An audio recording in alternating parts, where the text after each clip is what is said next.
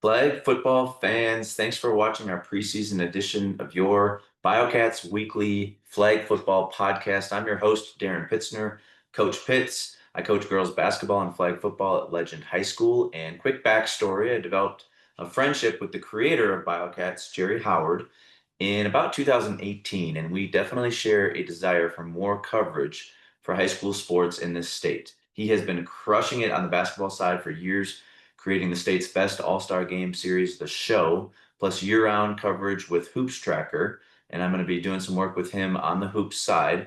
But with my passion for flag football, what better time to shine a light on this exploding sport than right now as we kick off the season? So we are filming this on August 14th, the day after the preseason coaches polls were released, and teams are playing games as early as this Saturday, August 16th.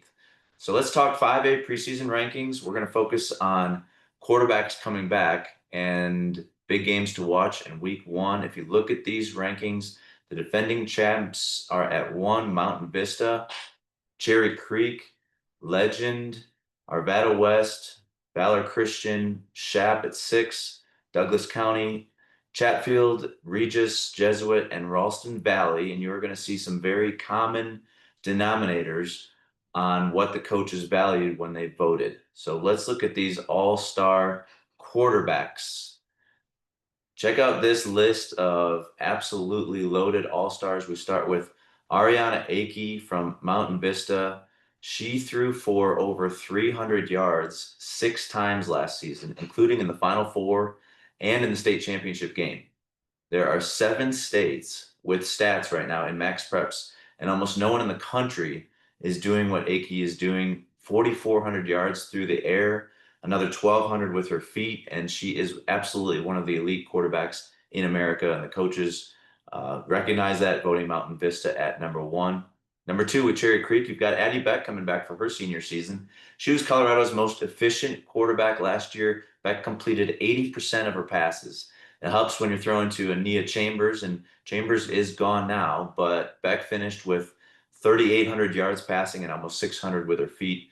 She's also someone you can't leave open on the basketball court, or she'll hit about 80% behind the arc there if she's wide open. So at number 3, you've got Legend returning Maddie Smolin for her senior season. Smolin is an elite athlete who threw for 2,700 yards, ran for 600 while missing a couple of games with a midseason broken finger.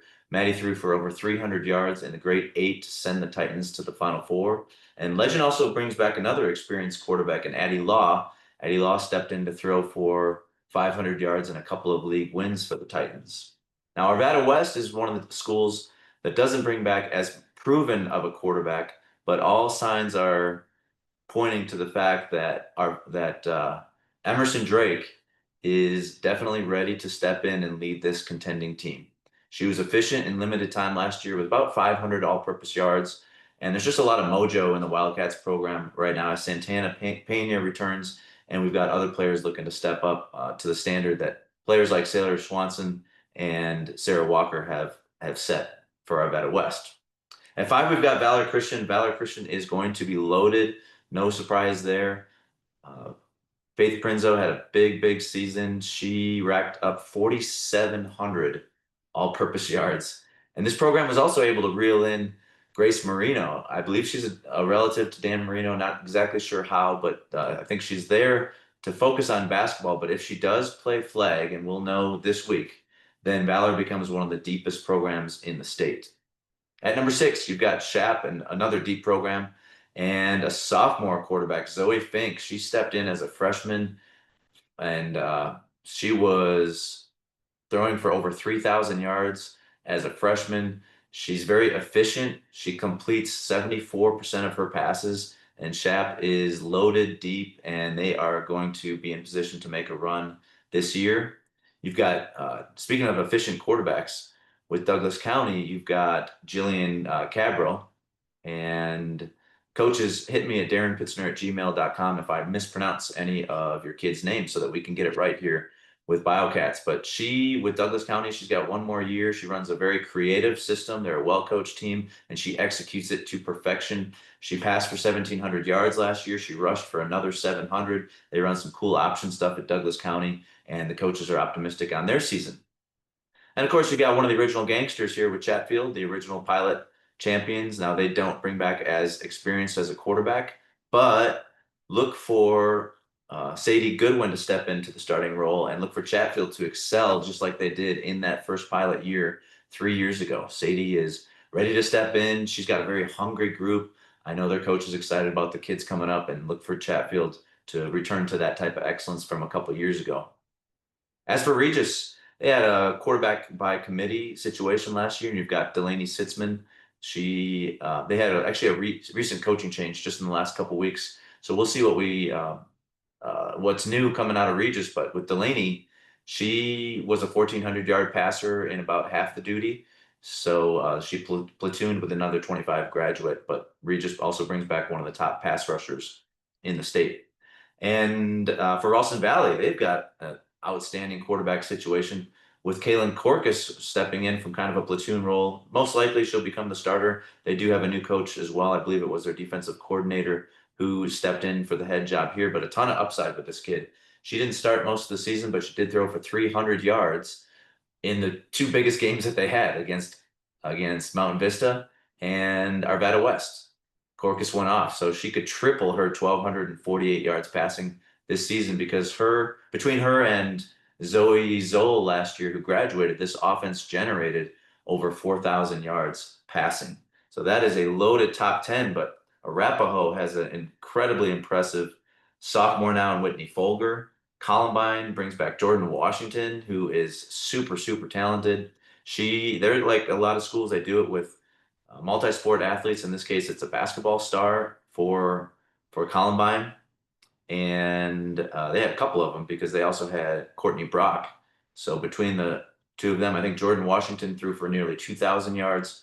Courtney Brock came off the bench, added another 600 yards. So basketball players with their speed, size, and good hands are definitely excelling at flag football. Denver South brings back Iris Duran, who did a ton on both the ground and through the air. Doherty brings back Neela Thompson, Eagle Crest, Macy Lynn Quiring. Grandview has a great quarterback coming back for one more year in Brooke Sullivan. She was about a 1,700-yard passer last year, very efficient, had some huge games. They had Abby Nichols, who was a total stud. So it might be open. They did have a Wojciechowski come off the bench and had a pretty good season in the limited time that she got. So she may take over, or that might be an open competition. Rock Canyon also received some votes for the top 10. They didn't have their stats in last year, but Thunder Ridge is another team who had a really good quarterback. So the coaches value the quarterbacks and who's coming back because it's such a hard position to teach. But Colorado is loaded with all of this experience coming back for next year. Now let's look ahead at some of the big games coming up. Our first one is Saturday morning, Wheat Ridge and Lakewood. Check that game out. Get up there to Lakewood at 10 o'clock. It's either going to be at Lakewood High School or at Trailblazer, most likely. But 10 o'clock starts and kicks off 5A action for the season. Watch our 4A preview with TCA and Green Mountain kicking off the action at 2 o'clock. I'm going to head up there after our scrimmage and check out that game with some kids I used to coach at Green Mountain and a great staff. And this is a Final Four rematch on the 4A side. But back to 5A really quick. On Monday, you've got the baptism by fire here with Fountain Fort Carson starting out their flag football program, their first ever game at Valor. That's kind of a tough way to start out, but maybe they'll make that a game. Maybe they'll even pull off an epic upset. But it's the first game ever for them. You've got Rock Canyon and Cherry Creek, Doherty and Mountain Vista on Monday. Tuesday, you got Chatfield kicking off their action at Dakota Ridge in a bit of a rivalry game there. Eagle Crest comes down to face us at Legend. Denver South and Mullen. And Grandview Regis, I think, is going to be a good one. Wednesday, Legend travels south to Air Academy, and you've got Columbine and Green Mountain. Oof, that's going to be a big one on Wednesday night. Thursday's action, Doherty, Valor. You've got Arvada West kicking off with Mullen and Eagle Crest at Regis. And then on the weekend, check out Chatfield and Eagle Crest. We've got Monarch in their first ever game taking on Legacy. And we've got Regis at Cherry Creek. So excited to keep you guys posted on those standouts. Coaches, please watch for an email from myself or Jerry Howard, and we would love your participation. Complete the Google form. Let us know your standout performances. We would love to shout out all the teams, not just the ranked teams that I mentioned today, but love to shout out any kid who has those big performances. Our aim here is to bring more attention to Colorado athletes. I'm from small town Wisconsin, and I always thought it was special just to get your name in the paper. It's Lake Mills, Wisconsin, and we had the Lake Mills Leader. It came out every week, and they covered almost every varsity event. And a frustration out here is we just don't have enough coverage. So are there corrections? Did I slaughter the pronunciation of a name? Let me know, darrenpitzner@gmail.com. Follow us at Hoopstracker, at Coach_Pitz on Twitter, at the Biocats. Check out the upcoming 4A preview, or we will see you next week to recap week 1 for both 4A and for 5A. So thanks so much for listening. We'll see you next week.